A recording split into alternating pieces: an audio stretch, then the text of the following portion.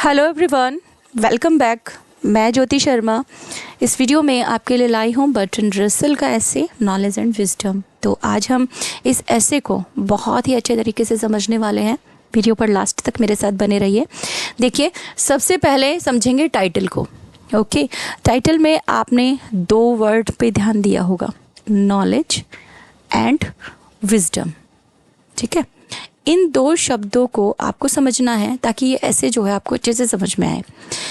Knowledge क्या है और विजडम क्या है, पहले इस पर ध्यान देते हैं। ओके, मोटे तौर पर आप ये जान लीजिए कि नॉलेज का मतलब होता है कि क्या कहना है। अगर किसी इंसान को ये समझ आ गई कि क्या कहना है, मतलब उसे नॉलेज है। लेकिन अगर उसे ये भी पता है कि ये जो क्या है ये कब कहना है, तो विजडम है। समझ रहे हैं? मतलब नॉलेज को गेन कर सकते हैं हम लर्निंग और एजुकेशन से, लर्निंग एंड एजुकेशन से। ओके, लेकिन विजडम है एबिलिटी। विजडम क्या है? एबिलिटी है। जो हमने ये जो नॉलेज गेन की है ना, ये जो नॉलेज हमारे पास है, इसे किस तरह से यूज करना है, वो एबिलिटी विजडम है। समझे आप? यानी आपको किसी इंसान से क्या कहना है वो तो आपकी नॉलेज हो गई, लेकिन कब कहना है वो विजडम है। अब मान लीजिए कि आप किसी बीमार आदमी से मिलने जा रहे हैं। अब बीमार आदमी वाला एग्जांपल दे रही हूँ तो मैं भी आपको एक चीज़ बताना चाहूँगी कि मैंने एक वीक से वीडियो अपलोड नहीं किया क्योंकि मेरी तबीयत बहुत ज़्यादा ख़राब थी। आज भी मेरा गला बिल्कुल ख़राब है, लेकिन फिर भी मैं कोशिश कर रही हूँ कि पूरा वीडियो जो है वो अच्छे तरीके से प्रिपेयर कर सकूं आपके लिए। प्लीज़ ध्यान से आपको देखना है और टाइम देना है ताकि आपको अच्छे से समझ में आए। तो देखिए, मैंने आपको एग्जांपल दे रही थी एक बीमार आदमी का कि आप किसी बीमार इंसान से मिलने जा रहे हैं और बीमार आदमी से जाकर मिलते ही आप उसे क्या कहेंगे। ठीक है, ये तो है आपकी नॉलेज कि जैसे मान लीजिए आपने उससे कहा और कैसे हो, हाँ तबीयत कैसे ख़राब हो गई, दवाई वगैरह ली कि नहीं, डॉक्टर को दिखाया कि नहीं, ये तो है आपकी नॉलेज। लेकिन आपको ये तो नॉलेज है कि कैसे हो, क्या है ये सब। आप एक ऐसे बीमार आदमी से मिलने जा रहे हो जो वेंटिलेटर पर है, बोल नहीं पा रहा है, जो खुद भी मशीनों के सहारे से जिंदा है, समझो कि थोड़ी बहुत सांस ले रहा है। अब आप उस टाइम पे जाकर अगर उसके रिलेटिव से ये पूछते हो कि भाई कैसे हैं, दवाई पानी चल रही है कि नहीं चल रही है, डॉक्टर्स को दिखा रहे हो कि नहीं दिखा रहे हो, भाई यहाँ तो आपको बुद्धि लगानी पड़ेगी ना। जब वो एडमिट है, वेंटिलेटर पर है, मशीनों के सहारे जी रहा है, तो आप ये सवाल कर ही नहीं सकते। समझ गए आप? तो नॉलेज और विजडम में ये फ़र्क है। क्या कहना है नॉलेज है, कब कहना है विजडम है। इट मीन्स नॉलेज के लिए आप कह सकते हैं कि नॉलेज इज़ द इंफॉर्मेशन और awareness someone has about a subject, but wisdom is someone's good sense, judgment और insight। तो चलिए हम ऐसे पे चलते हैं, ज़्यादा टाइम वेस्ट नहीं करते, सीधा देखते हैं कि रसेल के क्या पॉइंट ऑफ व्यू हैं इस चीज़ के बारे में। स्टार्ट करें। थोड़ा गला ख़राब है, फिर से मैं आपको कह रही हूँ, लेकिन मैं ही हूँ ज्योति शर्मा जो हमेशा आपके साथ होती हूँ। तो चलिए, most people would agree that although our age far surpasses all previous ages in knowledge, साथ के साथ हार्ड वर्ड्स भी आपके लिए विजिबल है यहाँ पर। देखिए, ज़्यादातर लोग ना इस बात से एग्री होंगे कि नॉलेज के मामले में हमारा युग जो है वो पिछले सभी युगों से कहीं अधिक है, बहुत ज़्यादा है, बहुत आगे है। और जरा हमारी अगर जनरेशन की बात की जाए तो बहुत आगे है। अगर बात की जाए नॉलेज की, ध्यान रखना, मैं नॉलेज विजडम जो है बार बार आएंगे वर्ड्स, लेकिन आपका कॉन्सेप्ट क्लियर होना चाहिए। नॉलेज क्या कहना है, विजडम कब कहना है। समझ गए? इस तरीके से कि अगर प्रीवियस एजेस की बात की जाए ना, तो हमारी एज में, हमारी जनरेशन में नॉलेज जो है वो ज़्यादा है, ये बात हम मानते हैं। फिर भी there has been no correlative increase in wisdom, लेकिन विजडम के अंदर, बुद्धि के अंदर वृद्धि नहीं हुई।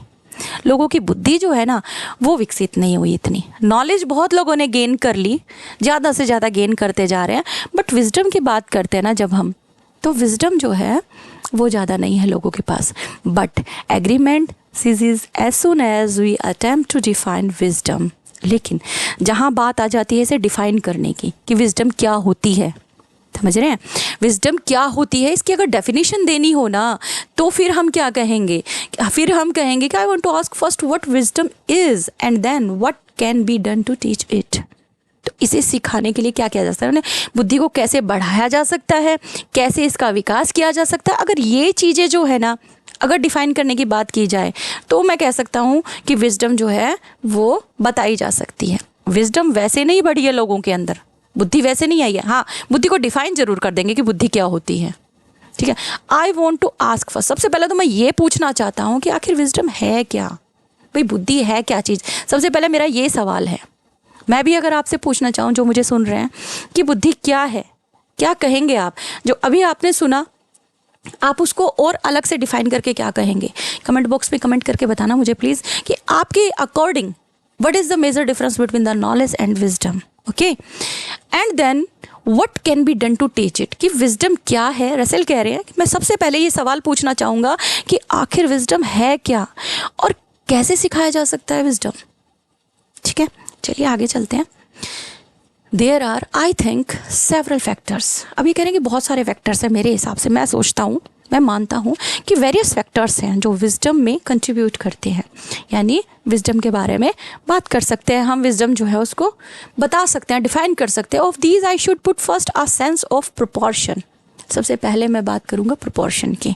प्रोपोर्शन यानी अनुपात करना। ठीक है, यानी कितना प्रोपोर्शन रखना है, कितना नहीं रखना है, समझ रहे हैं आप? ठीक है, तो सबसे पहले अगर मैं बात करूं तो हमें प्रोपोर्शन जो है वो पता होना चाहिए। The capacity to take account of all the important factors in a problem and to attach to each its due weight. मान लीजिए आपके पास में कोई प्रॉब्लम है, ठीक है, तो आपको उस प्रॉब्लम के इम्पॉर्टेंट फैक्टर्स का पता होना चाहिए। फिर उन इम्पॉर्टेंट फैक्टर्स में से भी जो ज़रूरी है वो करिए, तब वो सॉल्व होगा। एग्जाम्पल आपको डे टू डे की लाइफ से देती हूँ। देखो, मान लीजिए आपका एग्ज़ाम है आपका इंग्लिश लिटरेचर का। ओके, इंग्लिश एग्ज़ाम चल रहे हैं आपके, कंटिन्यूसली चल रहे हैं। ठीक है, इंग्लिश लिटरेचर का एग्ज़ाम चल रहा है। अब इंग्लिश लिटरेचर का एग्ज़ाम है, आप इंग्लिश लिटरेचर ना पढ़कर how to format a sentence अगर आप पढ़ेंगे तो वो गलत करेंगे। कहने का मतलब है कि सिस्टमेटिक तरीके से, यानी आप पहले इंपॉर्टेंट फैक्टर्स जो हैं उन पर ध्यान दीजिए और उन इम्पॉर्टेंट फैक्टर्स में भी जो ज़्यादा वज़नदार हैं, जो ज़्यादा ज़रूरी है, पहले उन्हें देखेंगे। This has become more difficult than it is use to be owing to the extent and complexity to the specialised knowledge required of various kind of technician. अब इस तरीके की अगर बात की जाती है ना, मतलब प्रॉब्लम के सभी इंपॉर्टेंट फैक्टर्स को ध्यान में रखने की जो कैपेसिटी है ना, और फिर उनमें से भी जो इम्पॉर्टेंट है उसको इम्पॉर्टेंस जब दी जाती है ना, उस कैपेसिटी को विजडम कहते हैं। लेकिन डिफरेंट टाइप के टेक्नीशियंस के लिए थोड़ा सा टफ हो जाता है। टेक्नीशियंस की बात करते हैं ना, उनके लिए थोड़ा सा टफ हो जाता है ये। तो चलिए एग्जाम्पल से समझते हैं हम आगे क्या एग्जाम्पल देता है। देखो, the work is difficult and is likely to absorb the whole of your intellectual energy. आप कोई काम कर रहे हैं, पूरी आपने अपनी इंटेलेक्चुअल एनर्जी उसके अंदर लगा दी, फॉर एग्जांपल। ठीक है, एक एग्जांपल बेस्ट जो मतलब इससे सबसे पहले जो यूज़ किया वो किया है फील्ड ऑफ मेडिसिन से, कि कोई मेडिसिन जो है वो डिस्कवर की। अब साइंटिस्ट हैं, पूरा दिमाग लगा देते हैं, वो पूरी ज़िंदगी लगा देते हैं अपनी, है ना। जैसे अभी कुछ टाइम पहले अपन लोग सभी के सभी कोविड से हुए थे ना, फैक्ट सभी हुए थे, तो सबके माइंड में क्या था कि जल्दी से जल्दी इन्वेंशन हो, कोई डोज आए ताकि हम कोविड से बच पाएँ। तो उस समय साइंटिस्ट जो थे हमारे, उन्होंने जी जान लगा दी और मेडिसिन जो है वो फाइंड आउट कर ली। तो कहने का मतलब क्या है, इन्वेंशंस होती हैं तो पूरा दिमाग लगा देना पड़ता है, पूरा इंटेलेक्चुअल एनर्जी लगानी पड़ती है, मान लिया। बट एक तरह से समझ लो सक्सेस भी हो गए आप। ठीक है, as modern medicine has succeeded, जैसा कि और भी मॉडर्न मेडिसिन बहुत सारी सक्सेस हुई हैं इन। अब एक चीज़ और आती है दिमाग के अंदर, वो क्या आती है? देखिए, ये चीज़ें है ना, आप ध्यान में रख कर चलना। कोई भी इन्वेंशन होती है, किसी भी तरह की कोई भी इन्वेंशन होती है, पर्टिकुलर वो की तो जाती है बेनिफिट के लिए, बट एनोरमसली क्या होता है, lowering the infant death rate. कि जैसे कि कोई मेडिसिन जो है वो इन्वेंट की गई, किस चीज़ के लिए इन्वेंट की गई, कि जो इन्फेंट होते हैं, शिशु जो होते हैं ना, छोटे छोटे बच्चे, उनकी डेथ रेट को कम करने के लिए, उनको कम करने के लिए कोई मेडिसिन इन्वेंट की। तो अब ये तो फ़ायदा हो गया कि इन्फेंट जो है वो कम मरने लगे, लेकिन उसका कुछ और साइड इफ़ेक्ट भी हुआ। वो क्या हुआ देखिए, ये जो इन्फेंट डेथ रेट है ना, ये यूरोप में, अमेरिका में, एशिया में, अफ्रीका में कम तो हुई, या एग्जाम्पल से मतलब है, एग्जाम्पल दिया है रसेल ने कि मॉडर्न मेडिसिन को इन्वेंट किया और अफ्रीका, अमेरिका, एशिया, यूरोप के अंदर इन्फेंट डेथ रेट कम तो हुई, लेकिन एक और चीज़ हुई उसके साथ में, यानी बेनिफिट तो हुआ, लेकिन क्या हुआ देखिए आगे, this has the entirely अनइंटेंटेड result. अनइंटेंटेड का मतलब होता है जो आपने प्लान ही नहीं किया हो, जो आपने सोचा ही ना हो, ऐसा रिजल्ट भी निकल कर सामने आया। वो क्या आया, making the food supply inadequate. Inadequate का मतलब होता है कि जो अप्रोप्रिएट ना हो, अपर्याप्त, ठीक है, and lowering the standard of life in the most populous part of the world. और संसार के अंदर क्या होने लगा, कई कई जगह पे बहुत ज़्यादा पॉपुलेशन बढ़ गई, उसकी वजह से लोगों का स्टैंडर्ड जो है वो गिरने लगा धीरे धीरे। फूड सप्लाई कम हो गई, क्योंकि जितने मुंह उतना खाना चाहिए भाई, इंसान जिंदा है तो खाना तो खाएगा ना। तो इन्फेंट की डेथ रेट तो कम हुई, लेकिन ये प्रॉब्लम्स निकल कर आ गई। रसेल ये कहना चाहते हैं कि बुद्धि तो होनी चाहिए ना यूज़ करने के लिए। नॉलेज तो थी आपको, आपने मेडिसिन इन्वेंट कर ली, लेकिन आपको विजडम भी होनी बहुत ज़रूरी है। वो यही एग्जाम्पल देके हमें समझाना चाह रहे हैं। एक और एग्जाम्पल उठाते हैं वो हमें समझाने के लिए, to take an even more spectacular example. और एग्जाम्पल उठा रहे हैं वो देखिए कैसा है, देखिए, which is in everybody's mind at the present time. आज प्रेजेंट टाइम में हर किसी के दिमाग में है ये जो एग्जाम्पल चल रहा है कि you study the composition of the atom from a disinterested desire for knowledge. कि आप किसी एटम का कंपोजिशन जो है वो तैयार कर रहे हैं, ठीक है, आप स्टडी कर रहे हैं तैयार करने के लिए। एटम बॉम्ब बनाते नहीं है उसके लिए, कि स्टडी कर रहे हैं आप, ठीक है, आपको नॉलेज है, आपने स्टडी कर लिया, आपने बना भी लिया, लेकिन आपने उसे किसे हैंड ओवर कर दिया, पावरफुल लुनेटिक्स को, यानी जिनके पास में पावर है। आप सीधा सीधा ना एक तरह से जो हमारे टेररिस्ट हैं, आप उन्हें रिलेट कर सकते हैं इससे, कि जैसे मान लीजिए कि ये जो एटम बम है टेररिस्ट के हाथ लग गया, या फिर किसी ऐसे पावरफुल नेशन के हाथ लग गया जो पूरी दुनिया पे राज करना चाहता है और अपना एकाधिकार करना चाहता है, तो वो क्या करेगा, destroying the human race. Human race जो है उसे डिस्ट्रॉय कर देगा, जो हमारी जो मानव जाति है उसी को ख़त्म कर देगा। क्योंकि पागल बोला है ना, लुनेटिक्स, कि पागलों के हाथ में अगर लग गई ऐसी चीज़ तो वो तो पूरी हमारी मतलब समाज को ही ख़त्म कर देगा। समाज छोड़िए, वो हमारी ह्यूमन रेस को ही ख़त्म कर देगा, ठीक है। तो विजडम होना ज़रूरी है। चलिए आगे क्या समझा रहे हैं देखिए, in such ways the pursuit of knowledge में बिकम हार्मफुल। और इस तरीके से जो नॉलेज है ना ये हार्मफुल हो जाती है unless it is combined with wisdom. जब तक इसे बुद्धि के साथ ना मिलाया जाए, जब तक नॉलेज और विजडम का कॉम्बिनेशन नहीं होता है ना, तब तक नॉलेज जो है कई बार हार्मफुल हो जाती है। And wisdom in the sense of comprehensive vision is not necessarily present in specialist in the pursuit of knowledge। इसका मतलब क्या है कि विजडम जो है वो नॉलेज के साथ में मिली हुई होनी चाहिए, है ना। नॉलेज की हेल्प से ही तो जो है ये सारी जो इन्वेंशन उन्होंने की, जैसे एटम की बात की गई है, तो वो डेंजरस हो जाती है अगर विजडम नहीं मिलाया, नॉलेज यूज़ किया तो वो बहुत डेंजरस हो जाती है। और ऐसा देखा गया है कि स्पेशलिस्ट जो होते हैं ना उनमें विजडम कई बार मौजूद ही नहीं होती है। स्पेशलिस्ट होते हैं कई चीज़ों के, उनमें विजडम देखने को ही नहीं मिलती है कई बार। अब कंप्रिहेंसिवनेस का अगर बात की जाए तो कंप्रिहेंसिवनेस ही केवल इनफ नहीं होती है, ठीक है।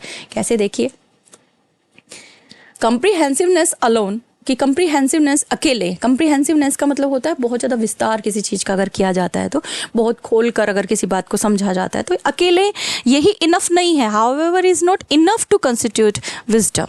कि विजडम की अगर बात की जाए ना तो ये इनफ नहीं है। ह्यूमन लाइफ के एंड्स, यानी जो मेन एम है, ह्यूमन लाइफ का मेन जो एम होता है ना वो भी पता होना ज़रूरी होता है। There must be also a certain awareness of the ends of human life, कि हमारी ज़िंदगी का, हमारे जीवन का मेन उद्देश्य क्या है वो भी हमें पता होना चाहिए। This may be illustrated by the study of history. और ये चीज़ आप कैसे पता लगा सकते हैं? हिस्ट्री की स्टडी करके। आप हिस्ट्री की स्टडी कर लीजिए।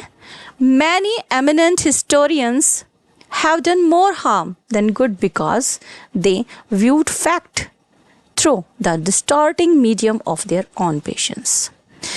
Comprehensiveness means vast, ends का मतलब goals या objectives, aims जिसे आप कह सकते हैं, कि आप अगर देखें कि comprehensiveness ही wisdom है तो ये गलत है, और इस चीज़ को आप जान सकते हैं।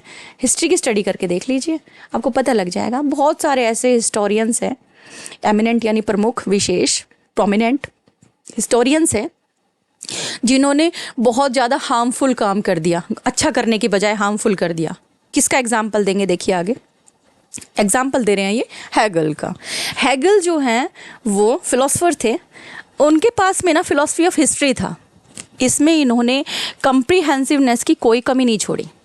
Hegel has philosophy of history which did not suffer from any lack of comprehensiveness since it started from the earliest time, क्योंकि इन्होंने स्टार्ट करी थी ना earliest time से, and continued into an indefinite future, indefinite future तक ये continue रही। यानी इन्होंने पूरा अच्छे से हिस्ट्री के ऊपर पूरा रिसर्च किया, पूरा एकदम अपना फिलोसफी जो है पूरा का पूरा लिखा। But the chief lesson of history which he sought to inculcate was that from the year 400 AD down to his own time, यानी उनके खुद के समय तक, 400 ईस्वी से लेकर उनके खुद के समय तक, जर्मनी जो है ना उसको ये कह दिया उन्होंने कि जर्मनी जो है ना वो most powerful, most important nation रहा। अब जर्मनी को तो इससे विश्वास हो गया, और क्या हो गया, युद्ध शुरू हो गया। अब देख लीजिए आप नॉलेज का क्या हुआ। इसका मतलब क्या है कि नॉलेज जो है ना वो कम्प्रीहेंसिवनेस के साथ में ही नहीं जुड़ी हुई है। विजडम जो है वो कम्प्रीहेंसिवनेस के साथ में ही नहीं जुड़ी हुई है। दोनों चीज़ों का कॉम्बिनेशन होना ज़रूरी है। उन्होंने कहा कि जर्मनी जो है वो बहुत स्ट्रॉन्गेस्ट है। अब ये चीज़ जर्मनी जो है मान गई, ठीक है, प्रोग्रेस की नज़र से अगर देखा जाए तो समझ गए वो, और उससे हो गया युद्ध शुरू। अब युद्ध शुरू हो गया तो प्रॉब्लम स्टार्ट हो गई। देखो आगे क्या बताते हैं रसल कि perhaps one could stretch the comprehensiveness that constitute wisdom to include not only intellect but also feeling. अब कह रहे हैं कि विजडम के अंदर भी ना इंटेलेक्ट और फीलिंग दोनों मिलाओ, यानी आपकी बुद्धि भी मिली होनी चाहिए, साथ में आपकी भावनाएं भी। जैसे जर्मनी को बोला, जर्मनी के लिए कहा कि दुनिया में सबसे इम्पॉर्टेंट नेशन है, जर्मन को इस पे विश्वास हो गया। लेकिन अगर फीलिंग्स भी साथ में होती, हाँ, तो वो इस चीज़ का अंदाज़ा लगा लेते ना कि जर्मनी इन चीज़ों को सुनकर ये चीज़ डिक्लेयर कर दी, उनके मन में तो इस चीज़ को लेकर बहुत ज़्यादा मतलब ये आ जाएगा ना कि हम तो पूरी दुनिया पे राज कर सकते हैं, किसी के साथ भी युद्ध कर लो। अगर फीलिंग्स होती तो ऐसा नहीं होता। तो it is by no mean uncommon to find man whose knowledge is wide but whose feelings are narrow. कि अगर मैं ये बात कहूँ कि कोई इंसान ऐसा है जिसकी नॉलेज वाइड है लेकिन फीलिंग्स नैरो है, तो अनकॉमन नहीं है। Such man lack what I call wisdom. ऐसे लोग कहलाते हैं जिनमें बुद्धि की कमी होती है, यानी विजडम भरी पड़ी है दुनिया भर की लेकिन फीलिंग बिल्कुल भी नहीं है। तो मैं ऐसा कहूँगा कि उनमें विजडम नहीं है, बुद्धि नहीं है, क्योंकि फीलिंग्स होनी भी ज़रूरी है। बुद्धि का अगर प्रयोग करना है ना तो फीलिंग्स होनी भी ज़रूरी है। It is not only in public way, public way में ही नहीं, यानी समाज में रहने के लिए ही नहीं, पब्लिक में नहीं, बल्कि प्राइवेट लाइफ के अंदर भी इक्वली इम्पॉर्टेंट है, विजडम नीडेड है।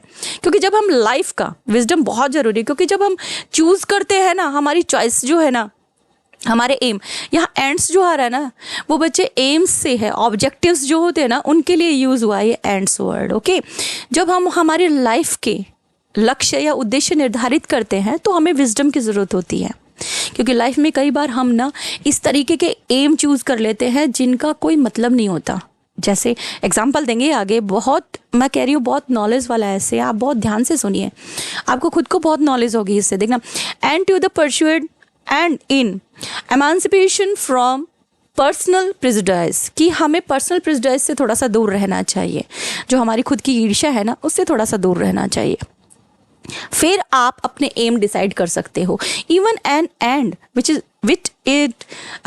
It would be noble to pursue if it were attainable, कि अगर आप कोई लक्ष्य प्राप्त कर सकते हैं तो वही आप परस्यू कीजिए। कई ऐसे हो सकते हैं जो इम्पॉसिबल हैं, उनके पीछे अगर भागेंगे तो टाइम वेस्ट करेंगे ना, बेवकूफ़ी हुई वो तो। हाँ, तो जब आप अपनी लाइफ का कोई भी एम डिसाइड करें तो आपको अपनी विजडम लगानी है, अपनी बुद्धि लगानी है। जब आप बुद्धि लगाएंगे, अपनी फीलिंग्स को भी साथ में रखेंगे, तब कहीं जाके आप अपना अच्छा एम जो है वो सेलेक्ट कर पाएंगे। और अगर आप कोई भी ऐसा एम चूज कर लेते हैं जिसका कोई एंड ही नहीं है, तो उसके पीछे भागना तो बेवकूफ़ी है। जैसे फॉर एग्जाम्पल देखो कौन सा है, many man in past ages, यानी पिछले जो एजेस बीत गई हैं, जो इरा चले गए हैं, उनके अंदर क्या हुआ, कुछ लोगों ने अपनी लाइफ पूरी तरह से डिवोट कर दी। किस चीज़ की खोज में, किस चीज़ की सर्च में? For the philosopher stone. Philosopher stone है ना भाई, यहाँ पे आप कह सकते हैं कि पारस पत्थर जो होता है उससे लिया गया है। यानी पारस का जो पत्थर है, ऐसा कहा जाता है कि पारस का जो पत्थर है उसको किसी चीज़ से भी टच कर दो सोने का हो जाता है ना, लोहे को छू दो तो वो सोना हो जाता है। तो कह रहे हैं कि लोगों ने इसकी खोज करनी स्टार्ट करी और अपना जीवन ख़त्म कर लिया, ख़राब कर लिया। और इसके अलावा elixir of life, elixir of life का मतलब होता है अमृत की खोज, यानी दोबारा से जीवन दे दे कोई, या ऐसा कोई, मतलब सुना है ना कहानियों में, कथाओं में जो हमारी हैं, उसके अंदर कि समुद्र मंथन हुआ था और अमृत निकला था। हाँ, उसे पी लेने से ना इंसान मरता नहीं है। तो ऐसी चीज़ की खोज करने के लिए बहुत सारे बहुत सारे लोगों ने अपना जीवन जो है वो डिवोट कर दिया। No doubt if they could have found them, इसमें कोई संदेह नहीं है कि वो अगर पारस पत्थर या फिर अमृत ढूंढ लेते हैं तो वो क्या हो जाता, वो बहुत बड़ा बेनिफिट होता मैनकाइंड के ऊपर। लेकिन ऐसा हुआ तो नहीं ना, क्योंकि उनका जो एम है ना वो ऐसा था जिसे अचीव ही नहीं कर सकते थे। कोई पारस पत्थर नहीं होता, कोई अमृत नहीं होता, नहीं ढूंढ सकते आप। उसके पीछे उन्होंने अपनी ज़िंदगी वेस्ट कर दी। तो कहते हैं कि इस तरह के एम चूज़ मत करो। इस तरह के एम अगर आप चूज़ करेंगे ना तो आप बेवकूफ़ी से उसका पीछा करते रहेंगे, लेकिन अचीव कुछ नहीं कर पाएंगे। चलिए, टू डिस्किन टू लेस, थोड़ा सा कम हीरोइक मैटर की बात करते हैं। यानी ये तो बहुत बड़ी बड़ी बातें हो गई, खोज, पारस पत्थर और अमृत की बातें हो गई। अपन थोड़ा सा छोटा बात करते हैं, मतलब थोड़ा कम हीरोइक बात करते हैं। चलिए एक एग्जाम्पल दे रहे हैं रसेल, वो देख लेते हैं। कंसिडर करते हैं केस है एक दो लोगों का, एक मिस्टर ए है, एक मिस्टर बी है, हु हेट ईच अदर, दोनों एक दूसरे से नफरत करते हैं। And through mutual hatred bring each other to destruction, और दोनों की ना आपस की जो ये नफ़रत है वो एक तरह से तबाही का कारण है। क्योंकि जब दो इंसान एक दूसरे से नफरत करते हैं, एक दूसरे की शक्ल भी नहीं देखना चाहते, ये विकास तो करेगा नहीं ना, एक दूसरे का विनाश ही करेगा। तो देखो क्या होता है, suppose you go to the mister A, suppose आप मिस्टर ए के पास गए, okay, and say why do you hate mister B, आप उनसे कह रहे हैं कि क्यों आप मिस्टर बी से नफरत करते हैं। He will no doubt give you an appealing list of mister B vices, बुराइयाँ, मिस्टर बी की बुराइयों की पूरी लिस्ट पकड़ा देगा आपको, no doubt. Partly true, partially false, कि पार्शली वो ट्रू है, पार्शली वो फॉल्स है, कि थोड़ा सा सच है और थोड़ा सा झूठ है, यानी कुछ तो सच बताया और कुछ झूठ बताया। एंड नाउ सपोज, अब सपोज करो कि आप मिस्टर बी के पास गए, सेम कहानी हुई है कि मिस्टर बी के पास गए, तो अब आपने फिर से पूछा कि आप मिस्टर ए से नफरत क्यों करते हैं, तो उसने भी वही काम किया, इक्वल एडमिक्सचर, कुछ तो सच बताया, कुछ झूठ बताया। ठीक है, suppose you now come back, अब आप वापस से ना मिस्टर ए के पास आए हो और मिस्टर ए को आकर कह रहे हो आप कि मिस्टर बी जो है वो आपके बारे में वही बोल रहा है जो आप उसके बारे में बोल रहे हैं। तो ये तो भाई भड़काने वाली बात हो गई ना, मिस्टर ए ने तो बुराई करी थी मिस्टर बी की और मिस्टर बी ने भी बुराई करी। अब आप दोनों में से किसी के भी पास में जाकर अगर ये कह रहे हो कि यार जितनी बुराई तू कर रहा है ना उतनी बुराई वो कर रहा है तेरी, तो ये तो क्या हो गया, आपस में सिर फुड़वाने वाली बात हो गई। ठीक है, अगर आपने ऐसा कुछ कह दिया तो। लेकिन देखिए आगे, the first effect no doubt will be increase their mutual hatred, ऐसा अगर आपने कर दिया आपस में नफरत बढ़ेगी उनकी। Since each will be so horrified by the others injustice, कि ये चीज़ तो बहुत हॉरिफाइड हो जाएगी, ये न्याय नहीं हुआ, इनजस्टिस हो गया। बट परहैप्स, लेकिन शायद, if you have sufficient patience, अगर आपके पास में सफिशिएंट पेशेंस है, धैर्य है, अगर आपके पास पर्याप्त धैर्य है, ध्यान से आप उनकी बातें सुन रहे हैं, आप उन्हें मनाइए, आपके पास में अगर पर्सुनेस है, एबिलिटी है कन्विंस करने की किसी को, तो आप क्या कर सकते हैं, you may succeed in convincing each that the other has only the normal share of human wickedness. आप उन्हें कह सकते हैं कि भाई हर इंसान में बुराई होती है, क्या हो गया, कोई बात नहीं, सब में बुराई होती है, वो आपकी बुराई कर रहा है, हाँ आप उसकी बुराई कर रहे हो, कोई बात नहीं, सब में बुराई होती है, छोड़ो ना।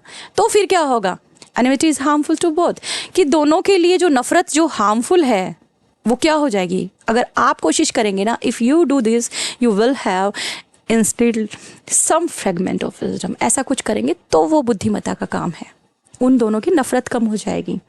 अगर आपने एक दूसरे को एक दूसरे की सच्ची सच्ची बात बता दी, एक दूसरे को यही कह दिया कि बराबर बराबर आप लोग एक दूसरे की बुराई कर रहे हैं तो नफरत बढ़ेगी। वो बुद्धिमत्ता का काम नहीं है। बुद्धिमत्ता का काम क्या है? आप उन्हें ये समझाइए कि हर इंसान के अंदर बुराई होती है, ये हार्मफुल है, एक दूसरे से नफरत मत करो, नफरत करने से कोई फ़ायदा नहीं है। तो ये अगर आपने किया तो समझ लीजिए कि बुद्धि के कुछ टुकड़े आपके अंदर घुस गए हैं, यानी बुद्धि आपके अंदर है।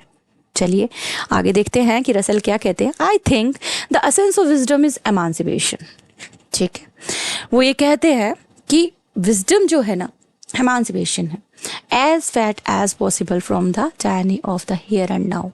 ठीक है, वो कहते हैं कि we can not help egoism, कि हम हमारी जो सेंसेस हैं, विजडम को अपनी सेंसेस के कंट्रोल में पूरी तरह से नहीं डालना चाहिए। We can not help egoism to our senses, कि हम जितना हो सके उतना विजडम को अपनी सेंसेस से थोड़ा सा अलग करके रखें, उन पर कंट्रोल रखें, सेंसेस पर कंट्रोल रखें। क्योंकि देखो विजडम की बात हो रही है, ठीक है, विजडम की अगर बात करते हैं और अगर उसके अंदर हम अपनी खुद के सेंसेस की भी बात करेंगे, जैसे मान लो कोई आपके सामने बैठा है, हाँ, और उसका मूड वैसे ही ख़राब है, लेकिन आपको लग रहा है कि वो आपकी किसी बात से नाराज़ हो गया, तो यहाँ आपने ज़्यादा दिमाग लगा लिया, ज़्यादा बुद्धि लगा ली अपनी। तो सेंसेस जो है उनको आपने रिलेट कर लिया अपनी विजडम के साथ में, उनके कंट्रोल में आ गए आप, तो यहाँ आपकी बुद्धि ने गलत काम कर लिया। ठीक है, तो आपको अपनी सेंसेस से थोड़ा सा अलग रहना है, यानी सेंसेस को कंट्रोल में रखना है, पूरी तरह से डालना नहीं है, बल्कि उन पर सही तरह से कंट्रोल करना आना चाहिए। हमारा ईगो जो है ना, वो हमारी सेंसेस की वजह से बढ़ता है। We can not help the egoism of our senses. Sight, sound, touch, ये जो है ये हमारे कंट्रोल में होते हैं, हमारी बॉडी के पार्ट है, and can not be impersonal. उन्हें इम्पर्सनल नहीं होने देना चाहिए कि किसी कोई और कंट्रोल कर ले, ऐसा नहीं होने देना चाहिए। Our emotions start similarly from ourselves, क्योंकि हमारे इमोशंस हैं वो हमसे ही स्टार्ट होने चाहिए। कोई और उसे रेगुलेट करे तो वो तो बुद्धि नहीं है, वो तो विजडम नहीं है।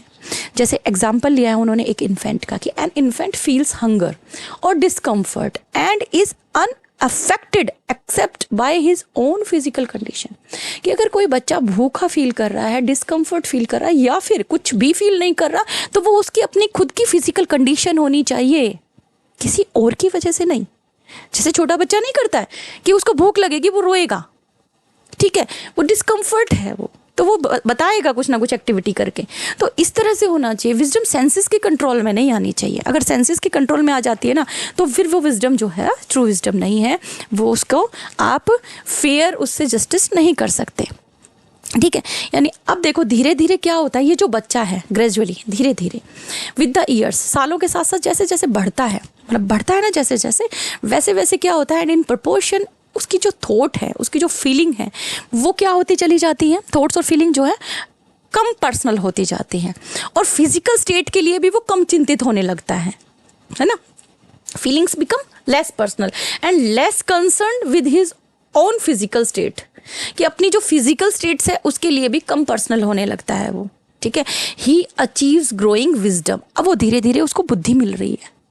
कैसे, देखिए, मान लीजिए बच्चा भूखा है, ठीक है, तो वो क्या करेगा, रोएगा, ठीक है, हाँ, चिड़चिड़ा हो जाएगा, आप उससे पता लगा लेंगे। लेकिन धीरे धीरे जैसे जैसे वो बड़ा होगा ना, जैसे जैसे उसकी सोच, विचार, फीलिंग्स जो हैं वो उसके अंदर आएंगी, उनको कंट्रोल करना उसे जैसे जैसे आएगा, वैसे वैसे वो क्या करेगा, अपनी बुद्धि का विकास कर लेगा। हो सकता है उसे भूख लग रही है, थोड़ी देर के लिए वो शांत हो जाए, ठीक है, तो जैसे बड़ा होगा वैसे वैसे वो कोई ना कोई इशारा करके बताएगा, कुछ बोल कर बताएगा।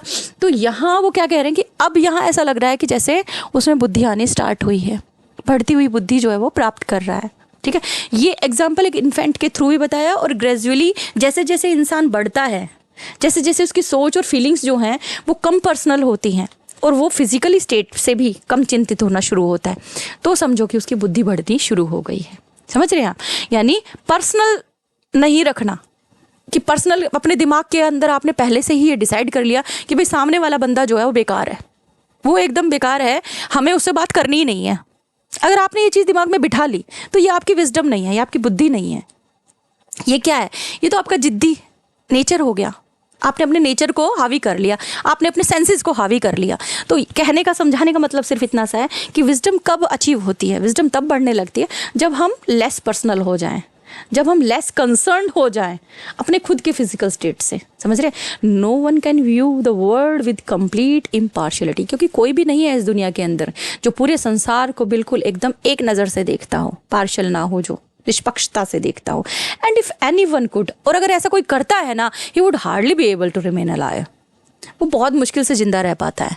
पूरे संसार को एक ही नज़र से देखने वाला दुनिया में कोई भी नहीं है, और अगर कोई देखता है भाई वो जिंदा नहीं है, गॉड ही कर सकते हैं ऐसा।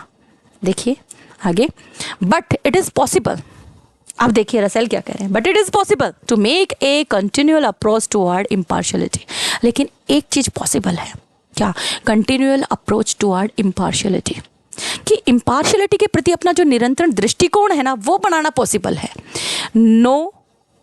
ऑन द वन हैंड, कि एक तरफ by knowing things somewhat remote in time or space, and on the other hand by giving to such things their due weight in our feelings, कि एक तरफ समय या स्थान में कुछ हद तक दूर की चीज़ों को जानकर, और दूसरी तरफ ऐसी चीज़ों को हमारी भावनाओं में उनका उचित महत्व देकर हम इम्पार्शियलिटी जो है उसके प्रति अपना दृष्टिकोण जो है वो बढ़ा सकते हैं। It is this approach toward impartiality that constitutes growth in wisdom. यानी कहने का मतलब क्या है कि फर्स्ट हैंड हम देखें कि चीज़ों को जैसे दूर की हैं, समय और स्पेस के अकॉर्डिंग, भाई ये इम्पोर्टेंट है, इस समय पे करना है हमें, ये जो जगह है इस जगह पर अभी जाना ज़रूरी है, नहीं है। इन चीज़ों को जब हम अपने दिमाग से जब सेपरेट करने लगते हैं ना, हम जब उसका कैटेगराइजेशन करने लगते हैं ना, तो समझो हम हमारी बुद्धि का यूज़ कर रहे हैं। हमें क्या करना है? वेट के अकॉर्डिंग, यानी जो ज़्यादा ज़रूरी है वो पहले, जो थोड़ा कम ज़रूरी है वो उसके बाद में, और जो बिल्कुल ज़रूरी नहीं है उसे हम नेगलेक्ट भी कर सकते हैं या फिर बिल्कुल खाली टाइम में कर सकते हैं। समझ रहे हैं आप? तो इस तरीके से आप क्या कर सकते हैं? निरंतर दृष्टिकोण बनाना पॉसिबल कर सकते हैं इम्पार्शियलिटी के प्रति। समझ गए? ठीक है, चलिए आगे। Can wisdom in this sense be taught? अब यहाँ पे रसेल जो है सवाल करते हैं, वो कहते हैं क्या विजडम सिखाई जा सकती है? क्या विजडम सिखाई जा सकती है, यानी पढ़ाई जा सकती है, समझाई जा सकती है? एंड इफ़ इट कैन, अगर हाँ कि मतलब अगर समझाई जा सकती है, should the teaching of it be one of the aim of education? अगर ऐसा है तो क्या एजुकेशन का एम नहीं होना चाहिए? एजुकेशन का यही एक एम होना चाहिए, मतलब जैसे जितने भी एम्स है ना उनमें से एक एम ये भी होना चाहिए कि विजडम सिखाई जाए। I should answer both these question in the affirmative. मैं हाँ में जवाब दूंगा। कह रहा है कि मैं इस चीज़ से एग्री करता हूँ कि एजुकेशन का एक एम ये भी होना चाहिए कि हमें विजडम सिखाई जाए। जैसे for example we are told on Sundays that we should love our neighbours. अब हफ्ते का इन्होंने जिक्र किया, एक वीक का इन्होंने जिक्र किया। वीक के अंदर संडे को हमें ये समझाया जा रहा है कि हमें अपने नेबर्स से प्यार करना है, उन्हें प्यार से रखना है, इतना प्यार से रखना है जितना हम अपने आप से प्यार करते हैं। ऑन द अदर 6 डेज, बाकी के 6 दिन, हफ्ते के जो बाकी के 6 दिन है ना, उसके अंदर हमें उनसे नफरत करना सिखाया जा रहा है। ठीक है, उसके अंदर क्या सिखा रहे हैं? हमें नफरत करना सिखा रहे हैं। बट यू विल रिमेंबर, लेकिन तुम्हें एक चीज़ याद रखनी है, यानी बाहर आपको क्या सिखाया जा रहा है वो आपके ऊपर असर नहीं होना चाहिए। हाँ, सिखाने वाले क्या सिखा रहे हैं कि संडे को आपको क्या करना है? नेबर्स से लव करना है जैसा आप अपने आप से करते हैं। बाकी के 6 दिन वीक के जो हैं उसमें आपको हेट करना सिखाया जा रहा है। बट आपको याद रखना है that the precept was exemplified by saying that the, किस चीज़ के लिए? कि सामरिटन जो हैं, सामरिटन कौन है? सामरिटन देख लीजिए, ए member of a people inhabitant Samaria in biblical time. Biblical time के अंदर समारिया में रहने वाले लोगों को समारिटन बोलते थे, यानी नोबल मैन, है ना, आम आदमी जो होता है, नोबल मैन जो होता है उनके लिए है। But you will remember that the precept was exemplified by saying that the Samaritan, हमारे मतलब ये चीज़ इस सिद्धांत पर क्या कर दिया गया था कि समरिटन हमारे पड़ोसी थे और हमें जो सामरी लोग हैं उनसे नफरत करने की कोई इच्छा नहीं है, कि हमें इच्छा नहीं कर, हमें मतलब हमारी कोई इच्छा नहीं है कि हम नफरत करें। मान लो आपको पढ़ाया तो ये जा रहा है कि भाई एक दिन तो आप प्यार करो अपने पड़ोसियों से, 6 दिन उनसे नफरत करो, लेकिन आपको तो ना ये फिलॉसफी याद रखनी है, आपको तो ये वाला जो एक नियम है ये याद रखना है कि आपके जो पड़ोसी हैं समैरिटन एग्जाम्पल दिया है वैसे ही कि ये आपके कोई पड़ोसी हैं, आपको उन अपने पड़ोसियों से कोई ज़रूरत नहीं है नफ़रत करने की, आपकी इच्छा ही नहीं है आप नफ़रत करें उनसे, तो क्या होगा? देखिए, if you want, sorry it is want, okay, if you want to get its point you should substitute communist और एंटी कम्युनिस्ट। अब इसकी जगह ना आपने जो ये समैरिटन यूज़ किया है, इसकी जगह आप चाहे कम्युनिस्ट यूज़ कर लीजिए, एंटी कम्युनिस्ट यूज़ कर लीजिए, चाहे आप किसी भी पर्सन का नाम लिख लीजिए, किसी का भी, as the case may be for Samaritan. जो भी समैरिटन की बात हुई है उसकी जगह आप कुछ भी लिख लीजिए, कम्युनिस्ट या एंटी कम्युनिस्ट, कोई भी। मतलब आपको तो सिर्फ एक चीज़ ध्यान रखनी है, it might be objected that it is right to hate those who do harm. कि आपको सिर्फ एक चीज़ ध्यान में रखनी है कि जो हार्म कर सकते हैं, जो आपको तकलीफ़ दे सकते हैं, ठीक है आप उससे हेट कीजिए, लेकिन इतना नहीं। मैं सोचता हूँ, आई डू नॉट थिंक, कि मैं ऐसा नहीं सोचता कि आप नफ़रत करें उनसे जो आपको नुकसान पहुँचा सकते हैं, आप उनसे नफ़रत करें, बल्कि क्या करें, इफ़ यू हेट दैम, कहते हैं कि आप क्या करेंगे अगर आप उनसे नफ़रत करेंगे ना, it is only too likely that you will become equally harmful. तो आप उनके ही बराबर हार्मफुल हो जाएंगे, आप उनके ही बराबर कैसे हो जाएंगे, नफ़रत करने लायक हो जाएंगे। मैं ये कहना चाहता हूँ, यानी आपको ये समझाया जा रहा है बार बार कि आप अपने पड़ोसियों से नफ़रत करो, आप अपने पड़ोसियों से नफ़रत करो। अगर आप यही सोचकर उनसे नफ़रत करने लग जाते हो तो ये चीज़ गलत है। ये तो फिर इसका मतलब तो आप खुद भी हार्मफुल हो जाओगे फिर उनके लिए। आप हेट मत कीजिए उनसे। क्या करेंगे, it is very unlikely that you will induce them to abandon their evil away. आप वेज इस तरीके से तो आप कभी भी उनके अंदर से बुराई निकाल ही नहीं पाओगे। Hatred of evil is itself a kind of bondage of to evil.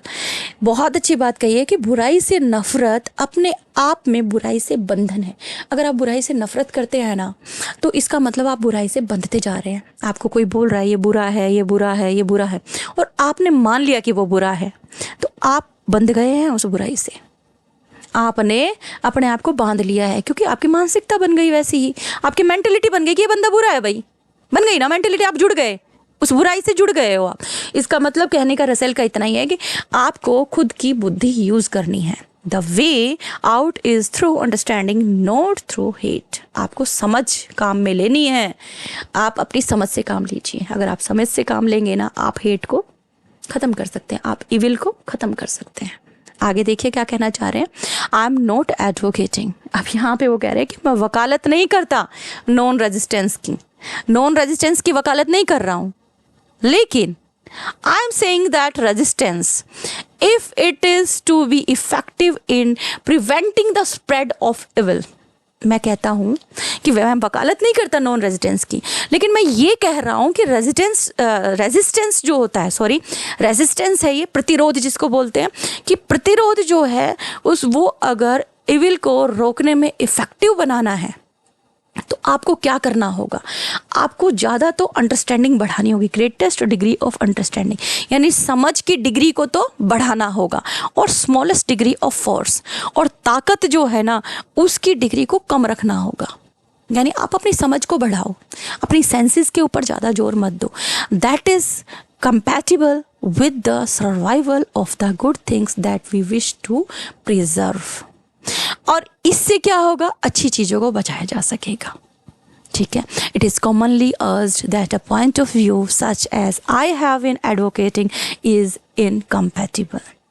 अब यहाँ पे वो क्या कह रहे हैं, आमतौर पर ये कहा जाता है कि जिस पॉइंट ऑफ व्यू की मैं बात कर रहा हूँ ना, जिसकी बात मैं कर रहा हूँ, जिसकी मैं एडवोकेटिंग कर रहा हूँ, वो वैसे क्या है, इनकम्पैटिबल है, नहीं मिलता, असंगत है। हाँ, अब हिस्ट्री के पॉइंट ऑफ व्यू से देख लेते हैं। I do not think history bears out this view. History के पॉइंट ऑफ व्यू से देख लेंगे अब आगे, कि मैं ये सोचता हूँ शायद हिस्ट्री में भी ऐसा कुछ देखने को नहीं मिलेगा कि किसी ने किसी के साथ बुरा किया और वो उसे ना रोके, ऐसा नहीं होता। लेकिन यहाँ वो एग्जाम्पल दे रहे हैं क्वीन एलिजाबेथ फर्स्ट जो कि इंग्लैंड में थी, क्वीन एलिजाबेथ फर्स्ट, और फ्रांस के अंदर जो कि हेनरी फोर्थ थे, किंग थे। वो बता रहे हैं कि संसार के अंदर ऐसे लोग थे दोनों कि उनके ऊपर ना कोई फ़र्क नहीं पड़ा, ना तो प्रोटेस्टेंट्स का ना कैथोलिक्स का, यानी जो उनके अगेंस्ट थे उनका भी नहीं और जो उनके फेवर में थे उनका भी नहीं। उन्होंने क्या किया, उन्होंने बिना विचलित हुए अपना शासन चलाया आराम से, उनके ऊपर कोई फ़र्क नहीं पड़ा। दो लोगों का एग्जाम्पल लिया है, उसके साथ साथ उन्होंने यहाँ पे अब्राहम लिंकन का भी एग्जाम्पल लिया है कि अब्राहम लिंकन ने भी बिना अफेक्ट हुए, बिना किसी चीज़ से अफेक्ट हुए, अपनी विजडम के साथ, क्योंकि उन्हें मैं बुद्धिमान कहूँगा, उन्होंने बहुत ग्रेट वॉर जो है वो चलाई है बिना विचलित हुए। अब्राहम लिंकन ने बिल्कुल भी विचलित नहीं हुए, अपना शासन चलाया आराम से। बहुत महान युद्ध उनके टाइम में हुआ था, वो विचलित नहीं हुए, यानी बुद्धि से काम लिया उन्होंने। ठीक है, अब यहाँ इन्होंने क्वीन एलिजाबेथ और हेनरी फोर्थ का जिक्र किया है, तो मैं आपको बता दूं कि जब राजा महाराजा रानी जो भी होते हैं शासन चलाते हैं, तो उनके दुश्मन भी होते हैं, उनके दोस्त भी होते हैं। बहुत सारी ऐसी बातें होती हैं जो उन्हें नज़रअंदाज करनी पड़ती हैं।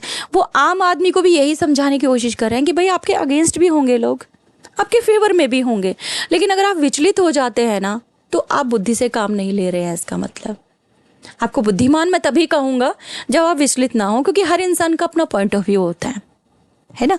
जैसे एक समझ की बात बता रही हूँ आपको, एक कॉमन अपने ही लाइफ से बता रही हूँ कि जैसे मान लीजिए मैं टीचिंग करती हूँ, मैं पढ़ाती हूँ, बहुत सारे स्टूडेंट्स ऐसे हैं जो मुझे अप्रिशिएट करते हैं, जिन्हें पसंद आता है मेरा पढ़ाना, लेकिन बहुत से उनमें से कुछ ऐसे भी मुझे मिले हैं जिनको ऐसा लगता है कि मतलब बहुत ज़्यादा डिटेल से करवाती है मैम, मतलब बहुत टाइम लेती हैं। तो वो उनकी सोच है, जो अप्रिशिएट करते हैं वो उनकी सोच है। जो मैं पढ़ा रही हूँ, मेरे मन के अंदर ये है कि मैं सारे पॉइंट्स को क्लियर करूँ, ये मेरी सोच है। It means individual differences are there ना, कि हर इंसान की अपने अपने सोच है, अपना अपना नज़रिया है। तो ये सोच और ये जो नज़रिया है ये सबका अलग अलग है, लेकिन जो एग्जाम्पल इन्होंने दिए हैं वो कह रहे हैं कि ये कभी विचलित नहीं हुए, चाहे कोई इनके खिलाफ रहा हो, चाहे कैथोलिक्स जैसे कि इनके फेवर में थे उस टाइम पे वो रहे हो। ठीक है, चलिए आगे। I have said that in some degree wisdom can be taught. मैं ये कहना चाहूँगा कि कुछ हद तक विजडम सिखाई जा सकती है। I think that this teaching should have a larger intellectual element than has been customary in what has been thought of as moral instruction. वो ये कहते हैं, मेरा मानना है कि टीचिंग में मोरल इंस्ट्रक्शंस के थ्रू विजडम सिखाई जा सकती है। यानी जैसे हम मोरल सिखाते हैं ना, बच्चों को छोटी छोटी चीज़ें सिखाते हैं, उस तरीके से जैसे उनको छोटी छोटी बातें सिखाते हैं वैसे हम विजडम सिखा सकते हैं। I think that the disasters result of hatred, जैसे कि हम बता सकते हैं कि भाई नफरत करने के ना बहुत ही भयानक रिजल्ट होते हैं, नैरो माइंडेडनेस के भी बहुत भयानक रिजल्ट होते हैं। ऐसी चीज़ें अगर हम पॉइंट आउट करेंगे तो विजडम दे रहे हैं, इसका मतलब हम विजडम सिखा रहे हैं। ठीक है, देखिए आगे। I do not think that knowledge and morals are to be too much separated. मैं ये कहता हूँ कि नॉलेज और मॉरल्स जो होते हैं उनको ज़्यादा सेपरेट करने की ज़रूरत नहीं है। मतलब नॉलेज के साथ साथ मॉरल्स जो है वो समझ में आ सकते हैं। Okay, it is true that the kind of specialised knowledge which is required for various kinds of skill has very little to do with wisdom. ये कहते हैं कि अगर हम बात करें कि बहुत सारी स्किल्स होती हैं, एक स्पेशलाइजेशन होता है हर चीज़ का, उसके अंदर विजडम थोड़ी थोड़ी सिखाई जा सकती है, but it should be supplemented, यानी थोड़ा थोड़ा supplemented in education by wider surveys calculated to put it in its place in the total of human activities. Human activities करवाते हुए भी सिखा सकते हो आप। मतलब मैं ये नहीं कहता कि कोई स्पेशलाइजेशन होनी चाहिए, जैसे कि होती है कि कोई जैसे कंप्यूटर साइंस से अगर पढ़ रहा है, कंप्यूटर साइंस से स्पेशलाइजेशन कोई कर रहा है, तो मैं ये नहीं कहता कि उसको मॉरल्स भी उसको साथ के साथ सिखाया जाए, लेकिन ह्यूमन एक्टिविटीज़ के थ्रू सिखाया जा सकता है। आई एम सॉरी, यानी विजडम जो है वो सिखाया जा सकता है इनके according. Even the best technicians should also be good citizen. कि बेस्ट टेक्नीशियंस जो होते हैं, अब टेक्निक की बातें हो रही है तो मैं तो ये कहूँगा कि टेक्नीशियंस भी तो अच्छे सिटीजन हो सकते हैं भाई, उनके अंदर भी तो मॉरल्स हो सकते हैं, उन्हें भी तो अच्छा सिखाया जा सकता है। And when I see citizens, और जब मैं सिटीजन्स बोल रहा हूँ ना, तो I mean citizens of the world. तो मैं सिटीजन संसार की बात कर रहा हूँ। मैं अगर नागरिक की बात कर रहा हूँ तो ऐसे नागरिक जो पूरे संसार के बेस्ट नागरिक हों। ऐसा नहीं है कि किसी स्पेशल सेक्शन के या किसी स्पेशल नेशन के हों, यानी किसी स्पेशल राष्ट्र के या फिर किसी स्पेशल संप्रदाय से संबंधित हो, ऐसा नहीं। सेक्ट यानी कम्युनिटी, सेक्शन कह सकते हैं आप। देखिए, विद एवरी इंक्रीज, वो कहते हैं कि with every increase of knowledge and skill wisdom become more necessary. कि नॉलेज की जैसे जैसे ज्ञान और कौशल की वृद्धि होती है ना, जैसे जैसे कौशल बढ़ता है, जैसे जैसे बुद्धि बढ़ती है जैसे जैसे ज्ञान बढ़ता है वैसे वैसे बुद्धि जो है वो भी बहुत ज़्यादा ज़रूरी हो जाती है। आप ज्ञान ले लीजिए, आप किसी चीज़ में स्किल ले लीजिए, यानी कौशल, हाँ, टेक्निकल जो नॉलेज होती है उसमें स्किल की ज़रूरत होती है, वो ले लीजिए। जैसे जैसे आप लेंगे ना वैसे वैसे आपको विजडम की ज़रूरत पड़ेगी, बहुत ज़रूरी हो जाएगी। For every such increase augments our capacity. Augments क्या होते हैं? Increase our capacity of realising our purpose. क्योंकि उससे क्या होगा, हमें हमारे पर्पस पता चलेंगे, हमारे एम क्या है ये समझ में आएंगे, है ना। क्योंकि बुद्धि है ना, वही हमारे एम्स को अचीव करने की कैपेसिटी बढ़ाती है, ठीक है। तो द वर्ल्ड नीड्स विजडम। तो संसार जो है ना उसे विजडम की ज़रूरत है, as it has never needed it before. And if knowledge continues to increase, कि अगर नॉलेज बढ़ती जा रही है तो वर्ल्ड विल नीड विजडम। तो संसार को विजडम की भी ज़रूरत है फ्यूचर में, ज़्यादा से ज़्यादा। जितनी नॉलेज ज़्यादा बढ़ती जाएगी ना, विजडम उतनी ही ज़्यादा आनी ज़रूरी है। जैसे परमाणु का एग्जाम्पल दिया कि परमाणु बम बनाया, उसके लिए आपने किताबें पढ़ ली, कैसे कैसे क्या क्या जोड़ना है तोड़ना है, आपने सीख लिया, समझ लिया। लेकिन आपने अगर किसी ऐसे के हाथ में उसे सौंप दिया जिसको सिर्फ अपने से मतलब है, खुद के बारे में सोच रहा है, पूरी दुनिया के बारे में नहीं सोच रहा, इंसानों के बारे में नहीं सोच रहा, वो तो भाई कैसे भी यूज़ करेगा। जैसे टेररिस्ट, हाँ, आतंक फैलाने के लिए कहीं भी यूज़ कर लेंगे बम, हाँ, कहीं भी फोड़ देंगे, आम आदमी तो मारा जाएगा ना। तो इसका मतलब क्या है, बुद्धि की बहुत ज़रूरत है। जैसे जैसे नॉलेज बढ़ती जा रही है, जैसे जैसे नॉलेज की ज़रूरत है जो है वो लोगों को बहुत ज़्यादा है, बढ़ती जा रही है, लोग नॉलेज एक्वायर करते जा रहे हैं, उस नॉलेज को इम्प्लीमेंट करने के लिए विजडम का होना भी बहुत ज़रूरी है। तो ये तो हमारा ऐसे था। अब हम थोड़ा सा ना ऐसे के बारे में बस थोड़ा सा जान लेते हैं, ज़्यादा टाइम नहीं लूँगी मैं आपका। देखिए, सबसे पहले तो ऑथर आप जानते ही हैं, रसल इसके ऑथर हैं, ब्रिटिश फिलोसफर हैं, वो लॉजिशियन हैं, एसेइस्ट हैं और साथ ही साथ एक सोशल क्रिटिक भी रहे हैं, ठीक है। ये अपने मैथमेटिकल लॉजिक के लिए और एनालिटिक फिलोसफी के लिए जाने जाते हैं, स्पेशली कई बार पूछ लेते हैं, इसलिए मैं थोड़ा सा हाईलाइट कर रही हूँ बहुत जल्दी। स्ट्रक्चर क्या है ऐसे का, इसके अंदर सीरीज है रिफ्लेक्शंस की, ऑब्जर्वेशंस हैं, रसल के खुद के ऑब्जर्वेशन है, यहाँ पर बहुत सारे एग्जाम्पल्स यूज़ किए हैं। यहाँ मेन थीम जो है ऐसे का वो है डिस्टिंक्शन, यानी यहाँ अंतर बताया गया है, विभेदीकरण किया गया है नॉलेज के बीच में और विजडम के बीच में, ठीक है।